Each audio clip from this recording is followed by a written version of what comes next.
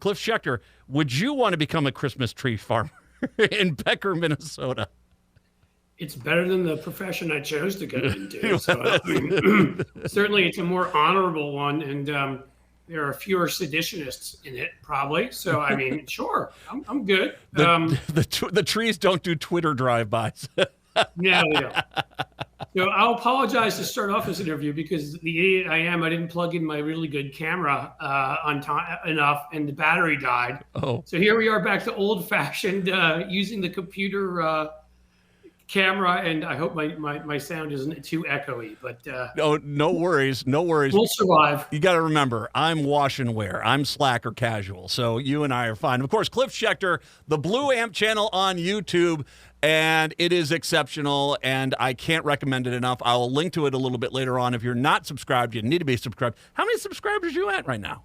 To say, man, we're about to hit 38,000. Wow. No, 37,000. Sorry. Okay. We have grown in the last 3 weeks, and this is my theory is we started putting up one Matt McNeil clip a week. And we've grown 4,100 subscribers in 3 weeks. We're starting to hit our stride. We've had 2 videos that have gone to about 150,000 views. We did one on Lindsey Graham being Lindsey Graham, and that one's at 360,000. I never knew that many people wanted to see Lindsey Graham. And we've had a bunch of others that have hit 20 or 40. We're really, I think we've got our stride. We know our audience. We know what they want. We know kind of, I've got a great editor who's from Minneapolis. You should get together with him. And we're doing our thing. So I'm really excited about it. Really Shout out to Casey there. At C Schecter, if you want to come join the party. Everybody else is subscribing. Come on. And yes, you do get to go to the Freak Show wing of the Midway. That's the Matt McNeil portion of the Blue Amp channel. You're more than welcome to head over there and see that. Matt, in all seriousness, I'm sorry. I will cut you off and say that your commentaries are exceptional. Thank you, sir. And we also need them because I think you've got a terrific perspective, coming from the background of somebody who is somebody who actually, who's in the Midwest. I mean, I know I am too, but I still grew up in New York and everything. You grew up in the Midwest, you attend church, you do all these things that Republicans sort of extol, but then don't do themselves. They claim that are the things that they respect and love while they're with their third mistress, like Newt Gingrich or whatever. And while they're trying to overthrow our government. So, and tell people who they should hate, as opposed to, I went to an Episcopalian school for 10 years, and I don't remember those parts from the Bible about hate. I remember all the stuff that Jesus said about loving everybody, and I'm not even a Christian, and I know that. I just think your perspective of somebody who's liberal, progressive, whatever you want to call yourself, who is somebody who cares about other people and is Christian and follows the actual message, is something people need to hear. So thank you. I appreciate it. I take a lot of inspiration from John Fugelsang, who you and I both know, and he's fantastic on that. Plus, as well, I mean, as a veteran, I don't take crap. A U.S. Army, go Army. So it's a privilege to be part of Blue Amp Channel. Absolutely, it is. So, as a veteran, can I ask you a question for once? Sure. I mean, I did some, what you call public service. I've worked for some state and county, whatever organizations. I did actually do stuff for the State Department where I traveled abroad. Yeah. Nothing close, nothing comparable to your military service. When you see these guys reject their oath to the Constitution, when you see them, veterans especially, showing up on January 6th, supporting Trump, coming out and voting for Trump in some of these numbers, because a lot of them, sadly, Republicans, a lot of veterans have left the party, but there are still plenty there. Like, how do you feel? How do they do that? How do they square that with any oath they ever took to this country? I don't understand. I think it's a change in the military. I mean, it really is. I'm so disappointed in some of these people, and I think it goes back to the Swift boating. When that happened, when you actually took veterans and used them particularly with point and purpose to attack another veteran, a decorated war hero in John Kerry, it started tearing down that thing, and it became one of those things. Was we love veterans as long as you extol the Republican point of view. Down in Texas, they just had that member of the Texas Guard who falls under Department of Defense rules show up for the campaign rally for Trump. That's a huge no-no. You're not supposed to do it. Yeah, you're not supposed to do it. Yeah. If Merrick Garland, in front of him, he'll prosecute in 2058 probably. But like, that's the thing. Like, I mean, it's the point you're making though is those guardrails, those little things. Like I think about the Hatch Act and how many times Kellyanne Conway and people like them, when they were actually there working for the president, got on TV and made political statements. When you start breaking those things down, those are important rules, separating military from politics, separating government workers from politics. These are the things that stop you from becoming the Soviet state, where everything is the party. And these are the things Republicans have worked to break down. And I appreciate you bringing that up, because we a lot of this stuff has been done by Donald Trump. A lot of it has been done by Mitch McConnell in more recent figures, but we can't forget what George W. Bush's team did in 2004. That was them. They broke that wall down. Yeah, they did. And that was I remember distinctly with Bush that there is the military is fantastic. You tell them to jump, they say how high. That's what they do. The one thing you do not do is send them into combat under false pretenses. And that's exactly what you did. You ended up with thousands of dead American soldiers, tens of thousands of permanently wounded American soldiers. And you did this not because there was a justification. Iraq did not attack us on 9/11. You did this because you wanted to take the Iraqi oil and try to kill OPEC. And you did it under false pretenses. And as a veteran, I was so upset about that. But remember, that was in 2004, that whole thing. It was, Veterans for W. That was their whole thing. They knew what they had done to the military, and yet then still had the audacity to go on out there and act as if they were on the side of the military. The guy who not only was like Bone Spur McGee here, Trump, but that's one of the ways Bush may have actually been worse than Trump. He didn't even show up for his National Guard. Like, as we know, like he made it into the National Guard and then didn't even bother to show up for some of it. I mean, just photo day. He was there for photo day. That was nice. It's always photo day is important. He was there for photo day in his cheerleading outfit at Yale or Harvard or whatever too. That was a very sexy picture. But otherwise, no, not there. We've got to get to last night. Once again, there's a very big math problem for Donald Trump, and he doesn't seem to understand it, as he's still attacking Nikki Haley's supporters today and the state of Vermont. Overall, your thoughts, particularly with the Republicans? As I say, it's that old saying, right? When FDR beat Alf Landon, as goes Maine, so goes Vermont, because those are the only two states Alf Landon won. I think Nikki Haley should have stayed in. She'd been like, as goes Vermont, so goes the rest of the country. Yeah. She should have kept fighting on. Yes, right? Like, the funniest thing is when everybody pretends that Donald Trump has the emotional, intellectual, any abilities to be an actual non-toddler. And so she gets up and gives this speech, and she won't endorse Trump, which I got to say, probably sent the ketchup flying off the walls down to DEFCON 2 at Mar-a-Lago. But like the thing is in the end, she didn't endorse him, but then she, gives the statement, and I get it, right? There's certain things you have to say in politics, and they are traditions. And in that way, I think it was the right thing to say, but it's so funny. I don't know how you don't break out laughing saying when she's like, he's going to have to earn the support of independents and Republicans. This is the guy the day before was saying, we don't need anybody who didn't vote for me. We don't want any moderate Republicans. Bird brain over there, as he was calling her. Like, yeah, okay, that's the guy who's going to go and reach out to all the people who voted against him. He's he is what he is. He's the Jabberwocky we know. He's not going to change. Well, he is. There is no doubt in my mind that right now he is livid about Vermont. He so wanted to say every 50 state. Now he can't do that. He's livid about Nikki Haley not endorsing him and bowing her on the knee. And this is going to be something, I think that's what you're seeing play out in his reaction. He should be trying to appeal to him. Biden today is appealing to Nikki Haley's voters. Yes. And he's doing a very good job of it while Trump is over there going, hey, losers, get on board. It really is, you can see his rage manifesting itself. Well, that's the difference, and that's the thing that the media won't be honest about.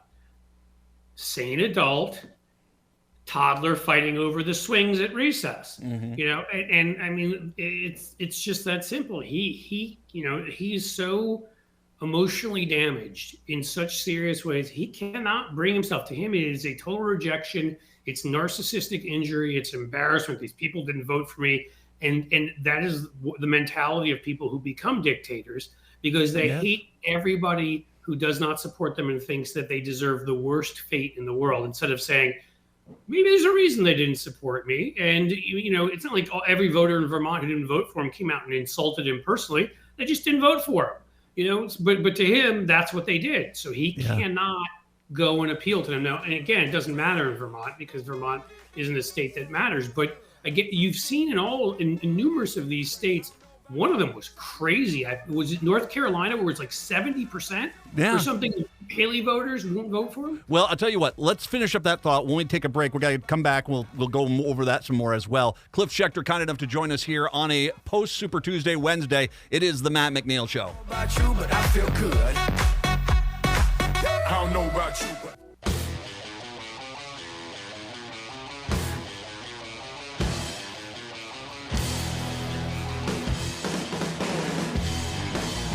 It is the Matt McNeil Show. Cliff Schecter, kind enough to join us today, 952-946-6205. Cliff, one of the things about yesterday, you're talking about Nikki Haley voters, and will they actually go back and be part of the Trump, ticket? Will they endorse that? The reality is, you look at state by state, in the really heavy red states yesterday, it was about a 16, 17-point attrition, which is pretty standard. But the minute you got Virginia, Iowa, Massachusetts, Colorado, Utah was a huge problem for him, and he did lose Vermont fair and square. I mean, you have, he still has this large portion of the Republican Party that is not embracing the pseudo-incumbent, as we've described him. And if he just loses 5-10% of the Republican vote, he's got no chance at winning come November. Right. Exactly. I mean, and look, if you do the math on that, I think I did it on one of the earlier contests, was at South Carolina, where 59%, I think it was in the end, of Haley voters said they would not vote for Trump. I assume that at least 10 to 20% of those will in the end. They'll go back and whatever. But if you just did some basic math, you could come to between 15 and 20% of them not voting for him. And he's dead. I mean, if you think about the difference, you're no longer talking about Georgia and Arizona then. You're talking about Ohio, Florida, Texas, Iowa, the next level of lean Republican swing states. Hell, maybe even Missouri's in play at that point. So, I mean, if that's accurate, if that is what happens, if Democrats turn out and there isn't too much, of the infighting in the Democratic Party, and I do think some of what's going on with Gaza and some other things we will get past, because I think Joe Biden, is a leader, and I think others will speak to it. They will speak to it, that he's done the best he can do. He's not sitting there in the Middle East. He's done what he can do as an American president in a very difficult situation. And maybe he'll be talking more about a ridiculous economic record, from breaking stock market records to the lowest unemployment for the longest period of time that we've had in about 60, 70 years. Yeah. And, prescription drug prices, Medicare being able to bulk negotiate. I know I was just visiting my mom in Florida down in Sarasota, and you know what? That's cheapened drug prices for seniors by 30, 40, often sometimes 50%. These things make a pretty big difference, I'll tell you. So, I mean, and then there's who's on the other side, Grandpa Crazy, and so when Grandpa Munster comes out, that's too nice a name, because Grandpa Munster is kind of fun. But when he comes out and he said, and he says the stuff he says, and he's also, look, I mean, people, they can put it whatever way they want, and people can accuse me of being too mean or this or that. But with what they say about Biden, he's sundowning right now. Trump is. He's losing his mind, and he's doing it on stage. He starts talking about stuff, and then he goes, kind of, and doesn't finish a sentence. If you don't think that's going to continue to get worse. No, you bring up, and how about the fact that so much of the media doesn't even talk about the fact that as you criticize Biden of, is he still competent at his age, you're allowing a guy to go on your own networks and say, boopity boop boop, boop boop boop boop, oh yes, Israel. And you're like, okay, aren't you seeing this? We've all had elderly relatives that start losing the cognitive ability. That's exactly what you're seeing with Trump. Yeah, and the thing is that look, I've said many times I have no faith in mainstream media. Yes. I'm horrified and disgusted by them, and think that these are people, and there's some amazing exceptions. I went on Monday a podcast with Brian Karem, who used to be, for Playboy, was in the White House, briefing room, the last one who was there for Playboy magazine, used to shout out those questions to Trump and try to force him to answer even when Trump wouldn't. There are some terrific reporters, but the vast majority are careerists. They only give a damn about in the both sides garbage. They only care about getting ratings, and this is what media has become. We're all one big version of the movie Network now. Yeah. They predicted us so perfectly, and so the end result is that I don't trust them. But the thing is that thankfully, Donald Trump really likes to talk, and so he will keep getting up and doing these things. And, everybody's like, don't cover Trump. And I'm at this point, like, cover him everywhere. Oh, yeah. Put him on every station, invent new TV stations if you have to, just to put him on them. And let people see him because, again, the people are picking up on this. You hear people who are Republicans talking about this. They don't have to have it explained to them by the media.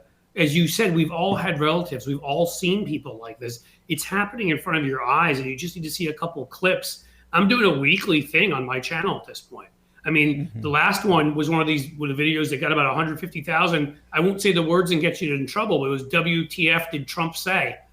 And I was asking my audience to figure out what he said. We played this 30-second segment. You couldn't make heads or tails. It was like, hey, the lights above are so bright and the green and sometimes. And then also the Blue Jays are playing Minnesota, the Twins, and also Doublemint gum. That'd be it. You'd be like, what did he just say? Well, here's the thing, and you say this. I mean, in Missouri earlier, there was a caucus where someone supported Nikki Haley, and they literally feared for their lives because the rest of the people around them. I'll never forget a few years ago when Trump was in office, I had a Christmas get-together with a neighbor who was an Iowa hog farmer. And remember, those tariffs wiped out their pork markets. And he looked at me with a straight face and said, yeah, I've lost all my markets, but I still stand by Trump. And I'm like, how can someone actually do damage to you on such a personal level, and yet you still blindly support him? That's the crazy part of his followers. Well, yeah, and again, that's the core, right? And they're nuts, and they're going to be there no matter what. But luckily enough, even with Fox News, even with Sinclair, even with all the garbage propaganda of theirs, it's not enough. It's that, I've talked about it before, that 10, 12, 15% of people that can be reached. A lot of them maybe lean Republican, independents who lean Republican, or Republicans who have broken away, and you're seeing it. Again, there's not one of these. It used to be like, oh, look, the New York suburbs, he's losing folks. And so a race like Swazi's race, where he wins, he's supposed to only win by 2 or 3 points and wins by 8. Yeah. Another, by the way, great job by the New York Times polls.